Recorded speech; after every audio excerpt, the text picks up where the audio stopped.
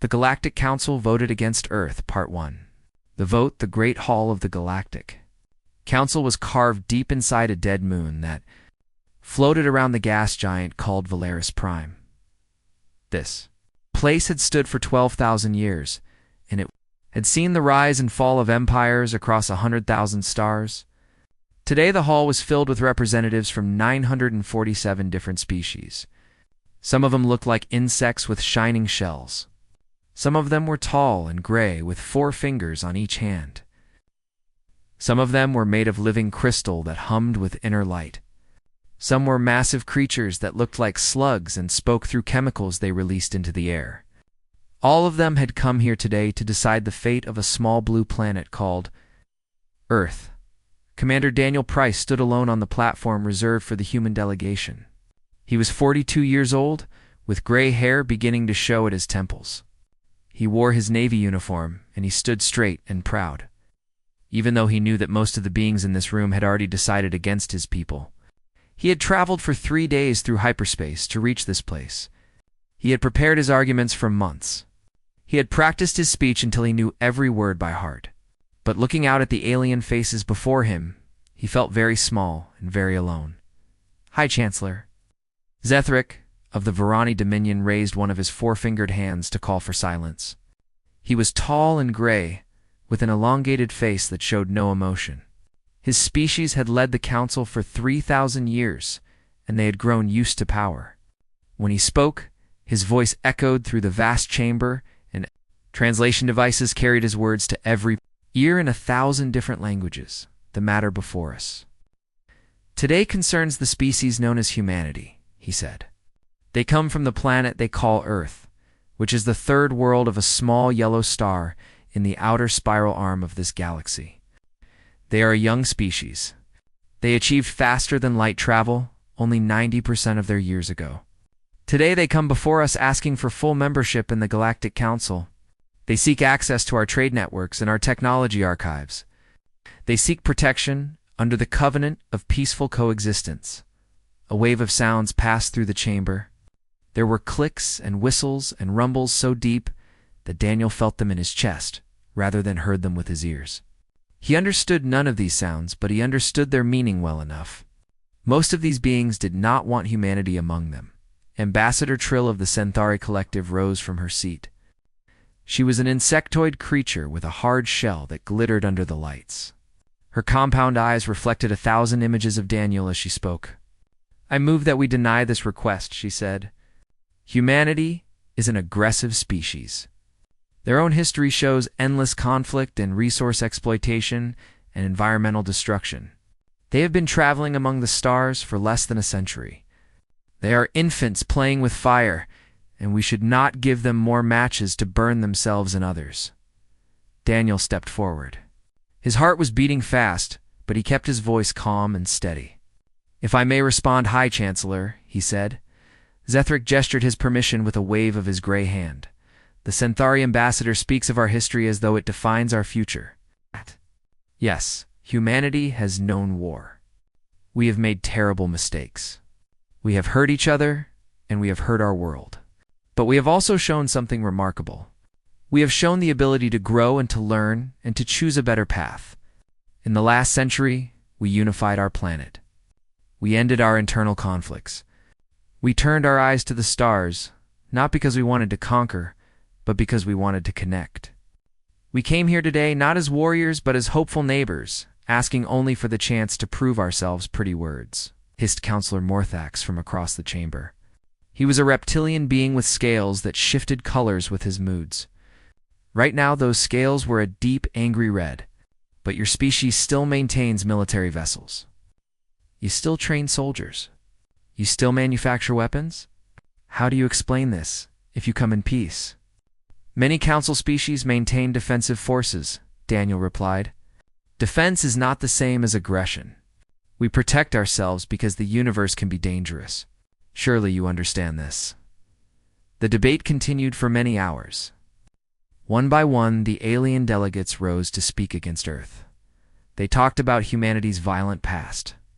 They talked about the wars that had killed millions. They talked about the pollution that had nearly destroyed Earth's climate. They talked about the weapons humanity had built that could crack planets apart. Daniel answered every accusation as best he could. He countered every argument with facts and with passion. He appealed to every principle the Council claimed to believe in. He spoke of humanity's art and music. He spoke of the great works of literature that explored what it meant to be alive.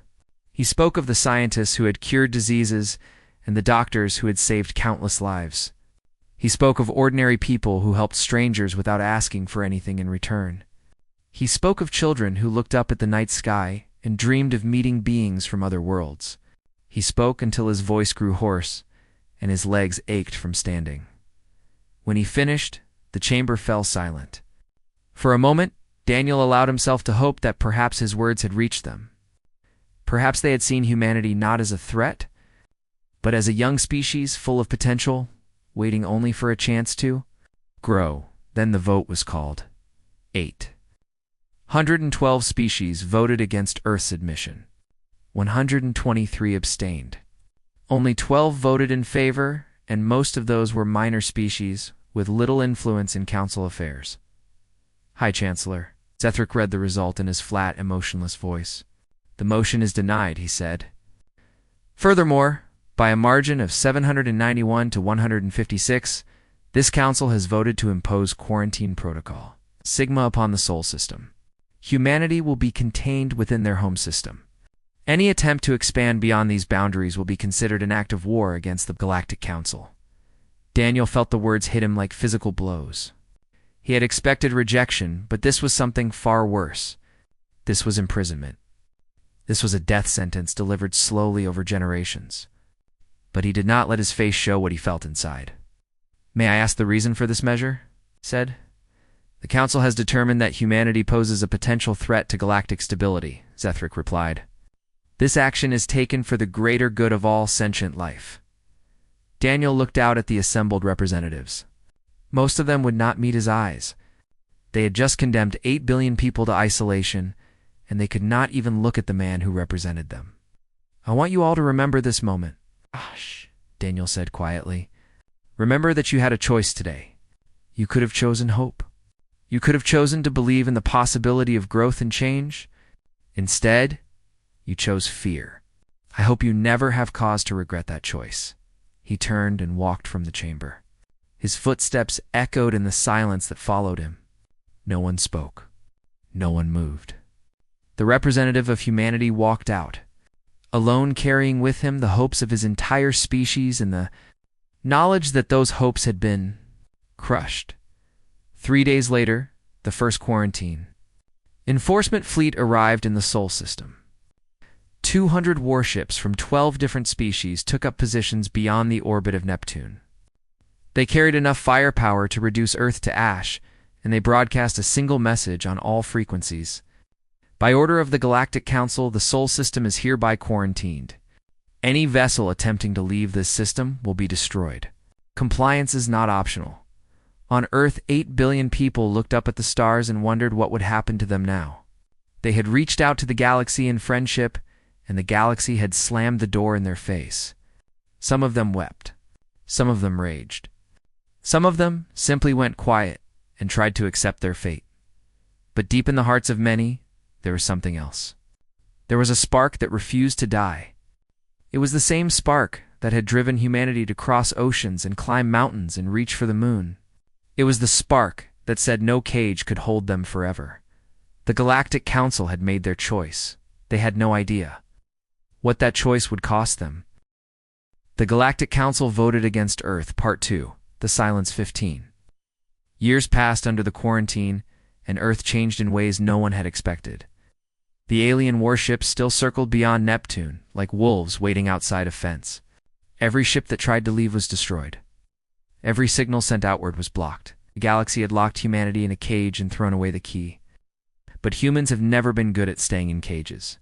In a secret facility buried deep beneath the Rocky Mountains, a woman named Admiral Catherine Blake stood before a wall of screens and watched the future take shape. She was 61 years old now, with gray hair and lines on her face that had not been there 15 years ago. But her eyes were still sharp and her mind was still quick. She had spent her whole career in service to Earth, and she was not about to give up now. The man beside her was Dr. Samuel Grant. He was thin and tired-looking, with messy hair and glasses that he constantly pushed up his nose. He was the kind of man who forgot to eat when he was working on a problem. And he had been working on this problem for a very long time. He pointed at the screens with a trembling finger, and his voice shook with excitement as he spoke. "Project. Whisper is ready, Admiral," he said. "We can begin final testing whenever you give the order." Catherine studied the images on the screen.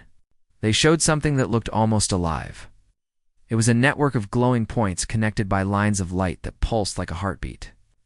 She had read the reports 100 times, but she still did not fully understand how it worked. She was a soldier, not a scientist. But she knew enough to understand that this technology could change everything. "Explain it to me again, Sam," she said. "Explain it like you would to someone who has never heard of quantum physics." Sam nodded and took a deep breath. "The Council uses something called subspace communication," he said. "It lets them send messages instantly across huge distances. Very fast and very efficient. But it works on principles we now understand completely. We have spent 15 years studying how their jamming technology works. We know what frequencies it blocks. We know what patterns it looks for. And this is different," Catherine said. "Completely different. The Whisper network does not use subspace at all. It uses something called quantum entanglement. Imagine two particles that are connected in a special way. When you change one of them, the other one changes too. It happens instantly, no matter how far apart they are. There's no signal traveling between them. There's nothing for the Council to detect or block, so we can send messages outside the system without them knowing." Sam smiled and his tired eyes lit up. "Better than that, Admiral? We can listen. For the past 3 years, we have been hiding entangled receivers on every probe we sent toward the blockade. The Council destroyed those probes, but they never knew what was inside them. We have ears all over this sector now. We've been listening to their communications for 3 years, and they have no idea." Catherine felt something stir in her chest. It was hope, and it was a feeling she had almost forgotten. "What have you heard?" she asked. Sam's smile faded and his face grew serious. "It's nothing good," he said. He pulled up another screen and showed her transcripts of intercepted messages. "The Council did not quarantine us because they feared what we are. They quarantined us because they feared what we might become. There is an old prophecy from a species called the Architects who disappeared millions of years ago. It says that a young race will rise from a small forgotten world and reshape the entire galaxy. The Council believes that race is humanity. They locked us away because of a prophecy. They locked us away because they are afraid. And afraid people do terrible things, Catherine." Sam pulled up more documents and his hand was shaking as he pointed at them. "We intercepted these messages last month. There is a faction in the Council that thinks the quarantine is not enough. They are pushing for something they call permanent sterilization." Catherine felt cold spread through her body, understood what those words meant. "They want to destroy Earth," she said quietly. "They have not decided yet. But the faction grows stronger every year. They argue that humanity is too dangerous to leave alive. They say that even in a cage we might find a way to escape. And the worst part is, they are right. We will find a way. We have to." Catherine turned away from the screens and walked to a window that looked out over an underground hangar. Rows of sleek ships filled the space below. They were unlike anything humanity had built before. They combined stolen alien technology with human innovation, and they were beautiful in a deadly sort of way. "How long until we can break through the blockade?" she asked. "Break through it? Maybe never. They have too many ships and too much firepower, but slip through it." Sam's voice grew excited again. "Project Eclipse is ready. One ship with the most advanced stealth technology we have ever built. A small crew of volunteers who understand they might never come home.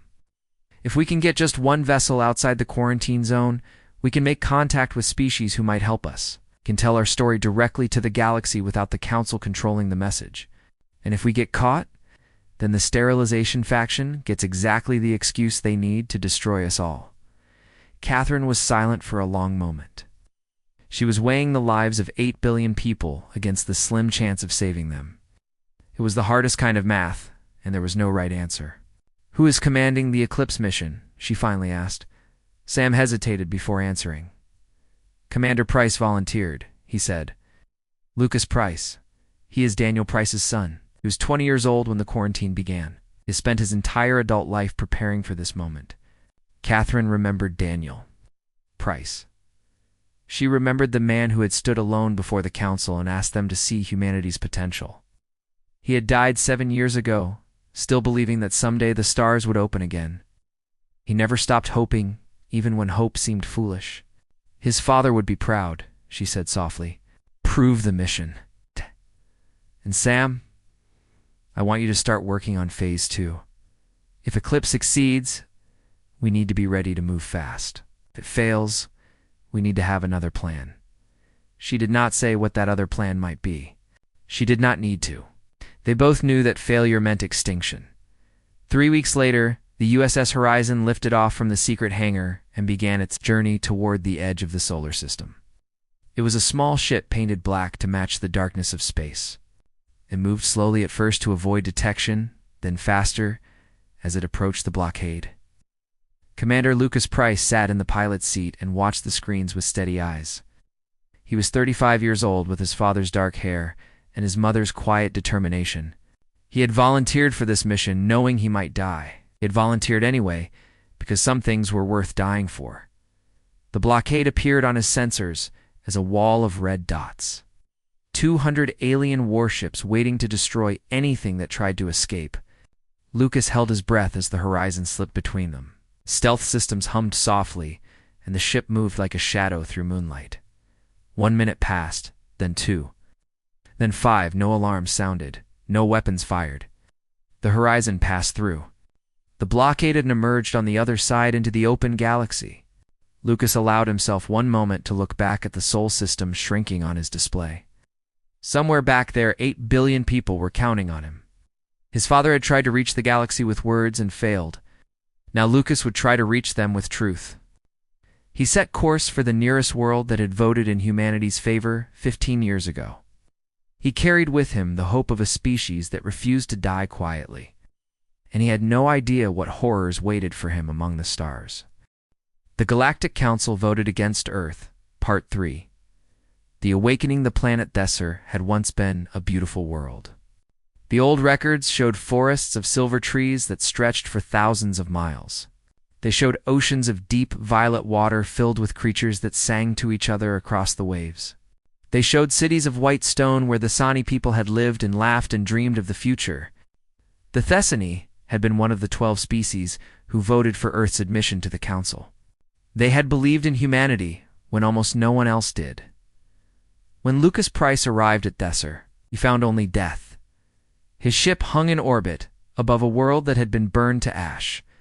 The silver forests were gone. The violet oceans had boiled away, leaving nothing but cracked and blackened stone. The white cities were craters now. Nothing moved on the surface.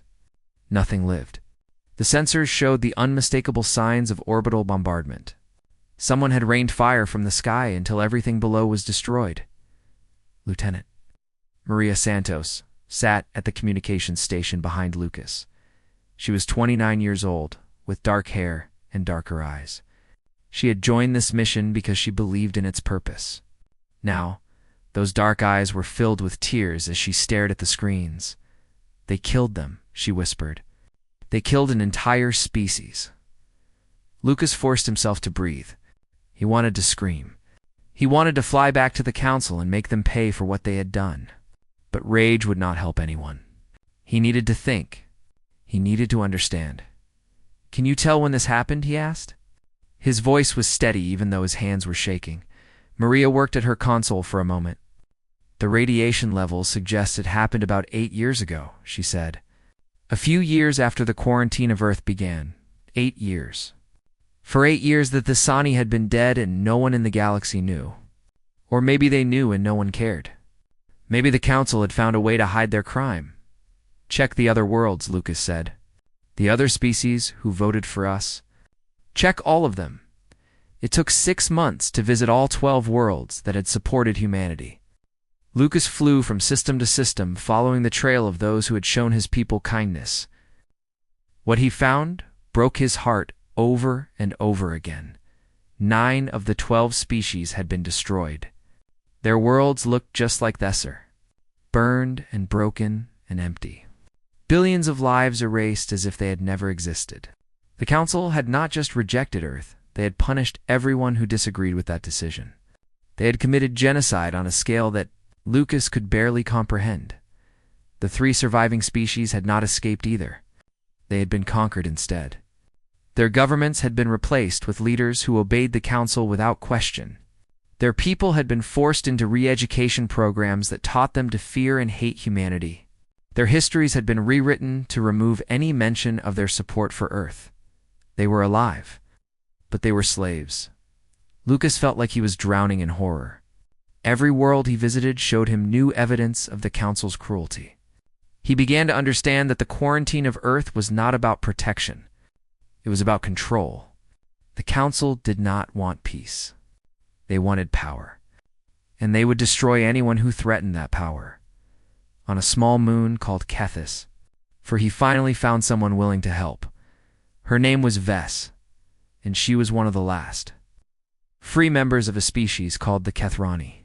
She was small, with 6 thin limbs and large eyes that glowed with soft light. Her people had invented the technology that made faster-than-light travel possible. They had shared it freely with the galaxy thousands of years ago, believing that connection would lead to peace. They had been wrong. The Council fears change above all things, Vess told Lucas. They sat together in a hidden cave beneath the moon's frozen surface. Her voice was like music, but the words were heavy with sadness. They fear any species that might upset the balance they have maintained for so long. Your people frighten them because you grew too fast. In 90 years, you went from simple rockets to starships. Another century and you might have surpassed them all. They could not allow that, so they decided to destroy us, Lucas said. They decided to contain you first. But containment is failing. Your species does not accept limits. It is your greatest strength, and perhaps your greatest danger. The sterilization faction grows stronger because they know the quarantine cannot hold forever. They believe the only way to be safe is to kill every human in existence. Lucas leaned forward. His eyes were hard with determination. "Help me stop them," he said. "Help me show the galaxy what the Council has done. The worlds they have destroyed. The species they have murdered. There must be others who would stand against them if they knew the truth." Vess's glowing eyes dimmed with sorrow. "There are many who disagree with the Council," she said. "But fear is a powerful thing. To speak against them is to risk everything. Your world. Your people. Your very existence. Most would rather stay silent than face that kind of danger. My people are already facing extinction. We have nothing left to lose." Vess looked at him for a long moment. Then she reached out with one delicate limb and touched his hand. "There is a way," she said slowly. "A desperate way. Perhaps a foolish way. But it is the only path I can see." She told him about the archive at the center of Council space. There was an ancient station called the Nexus. It had been built by the architects millions of years ago, before they vanished from the galaxy. No one understood how it worked or why it had been created. But the Council had made it their capital because of its power and its symbolism. And deep within the Nexus lay the archive. The archive contained the complete records of the Galactic Council.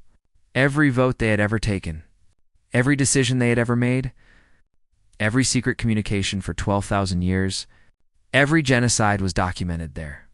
Every lie was recorded. Every crime was preserved in perfect detail. "If you can access the archive," Vess said, "you can show the galaxy the truth. Not just about Earth, but about everything. Every species the Council has destroyed. Every world they have silenced. Every evil they have hidden behind their laws." "How do I access it?" Lucas asked. "You cannot. No single being can. The security is absolute. But there is another way. The archive is connected to every Council system through the subspace network. If someone were to introduce a special kind of virus, it could spread the archive's contents everywhere at once. Every terminal, every screen, every device in Council space would show the truth simultaneously. You are talking about the biggest information leak in galactic history. I am talking about justice. Whether the galaxy is ready to hear it, is another question. Lucas spent 3 months working with Yed and a small group of rebels. They were refugees and survivors and freedom fighters from a dozen different species. Together they designed a virus that could break through the HSC's defenses and broadcast everything it contained to the entire HSC. But someone would have to deliver that virus in person. Someone would have to walk into the heart of Council power and upload it directly. It would almost certainly be a one-way trip. Lucas volunteered without much hesitation. "My father stood before the Council and asked them to see what humanity could become," he told his crew before he left. They refused. They chose fear over hope. "Now we are going to give them something to really be afraid of. We are going to give them the truth."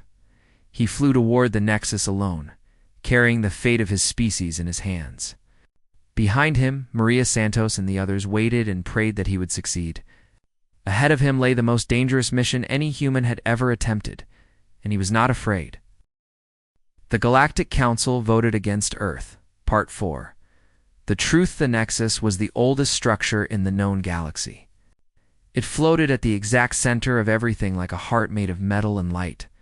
The architects had built it millions of years ago and then vanished without explaining why. No one knew what power source kept it running. No one knew what secrets it still held.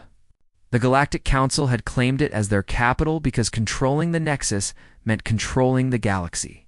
It was a symbol of their power and their arrogance. Lucas Price arrived in a stolen cargo ship with forged documents that identified him as a merchant from a minor world. His heart was pounding as he approached the massive station. It was larger than some moons. Thousands of ships flew around it like insects around a hive. Millions of beings lived and worked inside its endless corridors. And somewhere deep within its core lay the archive that held 12,000 years of secrets. A bored voice came through his communicator asking for his identification and cargo manifest. Lucas answered in a calm voice that did not match the fear he felt inside. He gave the false name and false story that Vess had prepared for him. The voice asked a few more questions and then granted him permission to dock. Just like that, he was inside. The interior of the Nexus was overwhelming. The corridor stretched 4 kilometers in every direction. Beings of every shape and size moved through them, going about their business. Lucas saw tall gray Varani in their formal robes. He saw insectoid Centhari, clicking their mandibles as they talked. He saw creatures made of gas contained in special suits, and creatures made of stone that moved slowly but never stopped. He was just one small figure in an ocean of aliens, and none of them gave him a second look. He moved through the station for hours, following the map that Vess had given him. The archive was located in the deepest part of the Nexus. It's protected by security systems that had never been breached in 12,000 years. Lucas did not plan to fight those systems. He planned to trick them. The virus he carried was not just code, it was art. Vess and her rebels had spent years creating it. It did not attack the security systems directly. Instead, it pretended to be part of them. It slipped past firewalls by looking like routine maintenance. It opened locked doors by asking politely. It was the most sophisticated piece of software ever created, and it worked exactly as designed. Lucas found a maintenance, an access point in a forgotten corner of the station. He connected his device and began the upload. Numbers scrolled across his screen as the virus spread through the Nexus systems. It moved slowly at first, learning the pathways and avoiding detection. Then it moved faster, finding its way to the archive at the heart of everything. 6 hours passed. Lucas stayed hidden in the shadows, waiting and watching. His legs ached and his eyes burned, but he did not move. Everything depended on the next few minutes. Then the alarms began to sound. Red lights flashed in the corridors, and a loud voice announced a security breach in the central core. Lucas knew his time was up. The virus had been detected, but it was too late to stop it. The upload was complete. Guards appeared at the end of the corridor. They were Varani soldiers in black armor carrying weapons that could reduce a human to ash. Their leader pointed at Lucas and shouted something in a language he did not understand. Lucas raised his hands in surrender. He did not try to run. There was nowhere to go, and his mission was already accomplished. "Human," the lead guard said in broken English. His voice dripped with disgust. "You should not be here." "No," Lucas agreed. "But I needed to deliver something." "What could a human possibly deliver that matters?" Lucas smiled. "The truth," he said. At that moment, every screen on the Nexus went dark. There was a moment of complete silence. Then the screens came back to life, showing something that made the guards freeze in. Shock, the archive was broadcasting on every terminal and every display across the entire galactic communications network. The secrets of the Council began to pour out. Documents appeared showing the destruction of Thesser. Videos showed the orbital bombardment that had killed billions. Communications revealed the secret votes to eliminate species that asked too many questions. Reports detailed 17 genocides over the past 1,000 years. Exposed were the bribes and the threats and the lies that held the Council together. The guards stared at the screens with their mouths open. They were seeing their government exposed as murderers. They were seeing everything they believed in crumble before their eyes. And then a new image appeared. It was Lucas himself, recorded in the cargo hold of his ship before he left for this mission. His face was calm and his voice was steady as he spoke. "My name is Lucas Price," he said. "I am human. 15 years ago, the Galactic Council voted to quarantine my species. They locked us away because they feared what we might become. They told the galaxy it was for protection. They lied. On 100,000 worlds, beings of every description stopped what they were doing and watched. The Council has destroyed civilizations for asking questions," Lucas continued. "They have murdered billions for daring to grow and change and challenge their power. They called us dangerous because we refused to accept limits. They were right. We are dangerous. We are dangerous to tyranny. We are dangerous to fear. We are dangerous to the lie that the galaxy must stay frozen in place forever." The guards grabbed Lucas and forced him to his knees, but he kept talking. His voice echoed through every speaker on the station. "I do not know if I will survive this. I do not know if my people will survive what comes next.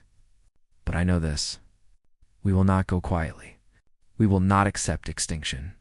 And we will not stop fighting until every being in this galaxy is free." The recording ended and chaos erupted. On Earth, 8 billion people watched the broadcast in stunned silence. They saw the crimes committed against them. They saw the species who had been destroyed for supporting them. They saw one of their own standing defiant before the most powerful government in the galaxy, and then they began to cheer. The sound of that cheering could be heard from orbit in the council chambers.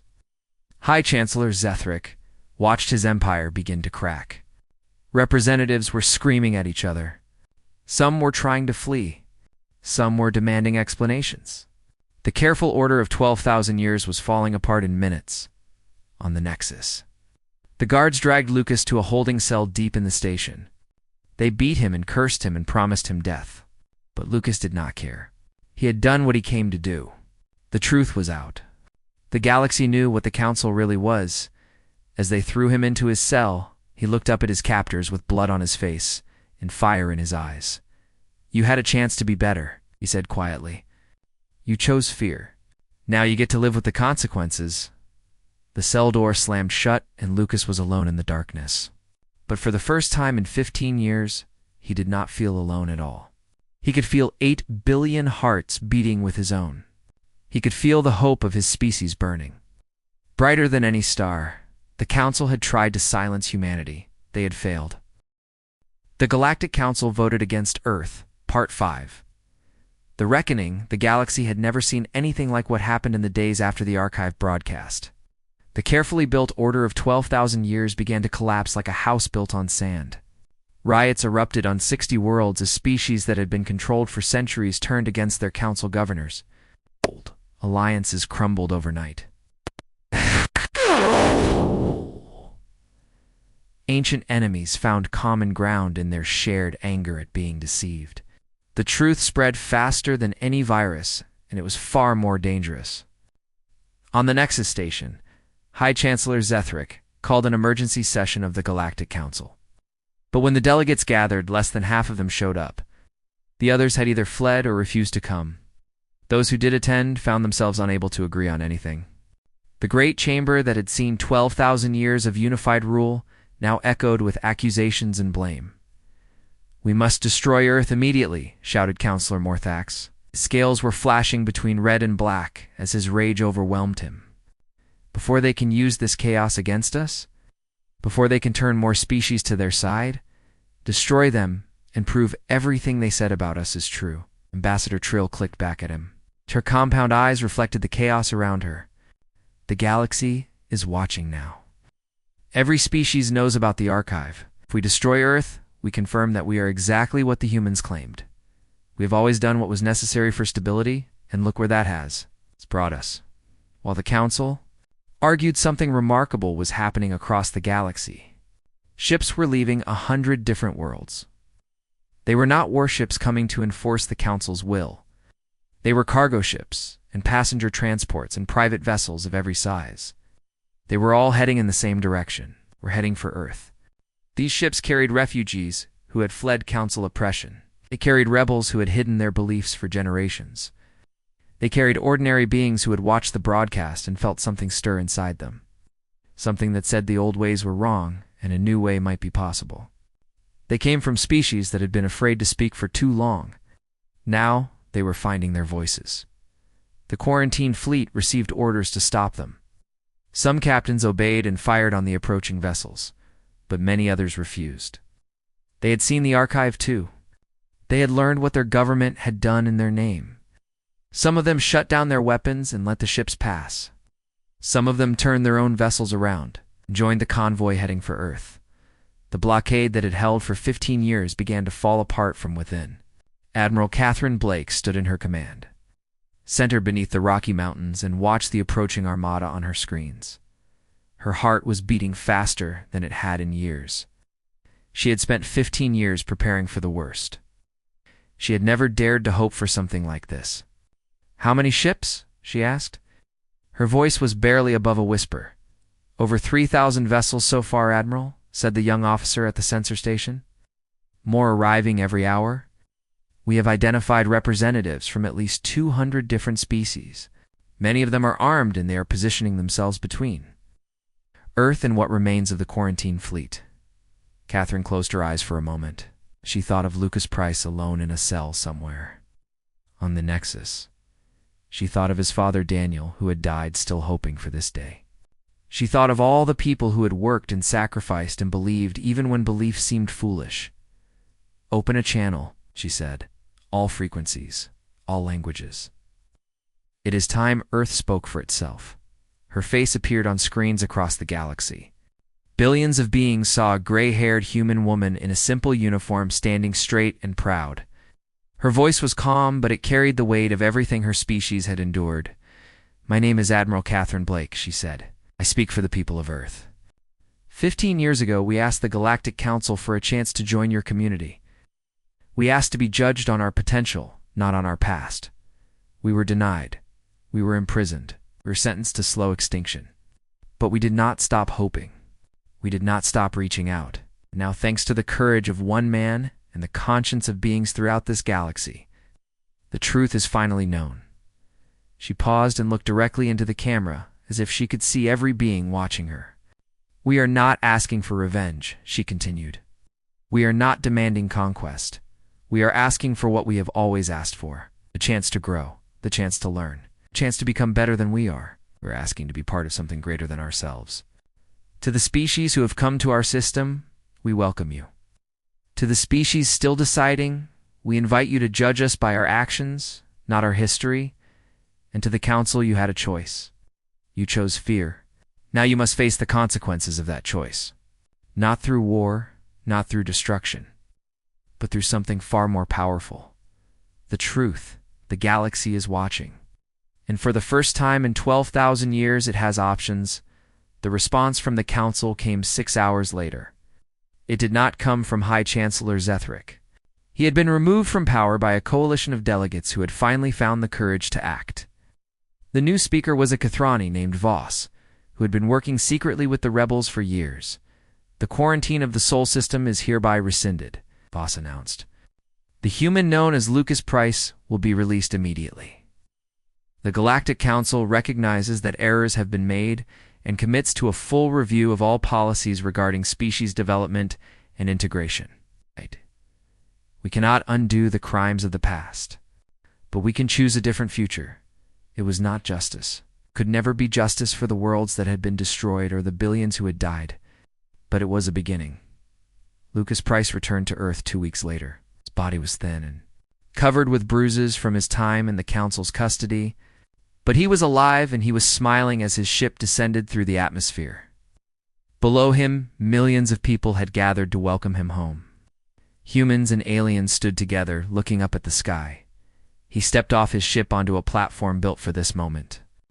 The crowd stretched as far as he could see, humans with tears streaming down their faces, aliens of 100 different shapes cheering in 100 different ways, all of them united by something that had seemed impossible just months ago. Lucas stood before them and said nothing for a long moment. He looked at the faces around him and felt the weight of what they had accomplished together. Then he smiled. "We are not alone anymore," he said simply. "We never were. We just had to remind the galaxy that it was not alone either." The cheering lasted for hours. In the years that followed, the galaxy changed in ways no one had predicted. The Council did not fall completely. Instead, it evolved into something new. Species that had been silenced for centuries now had voices. Humanity took its place among them, not as conquerors, but as partners. Catherine Blake retired 3 years after the reckoning. She spent her final years tending a garden outside her mountain home, watching ships from 100 worlds cross the sky above her. Lucas Price became Earth's first ambassador to the Reformed Council. He worked for decades building bridges between species and standing up for those who could not stand for themselves.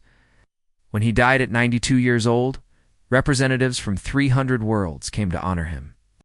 But the most important change was the simplest one. In schools across the galaxy, children of every species learned a new idea. They called it the human principle. It meant that no species should be judged only by what it was, but by what it could become. It meant that fear was never a good enough reason to destroy hope. The Galactic Council had voted against Earth, and that decision had changed everything. Not through war or revenge, but through something the Council had never understood. The simple, stubborn human refusal to give up. The belief that tomorrow could be better than today. The faith that even in the darkest night, the stars were still shining. Humanity had reached for those stars, and the stars had reached back.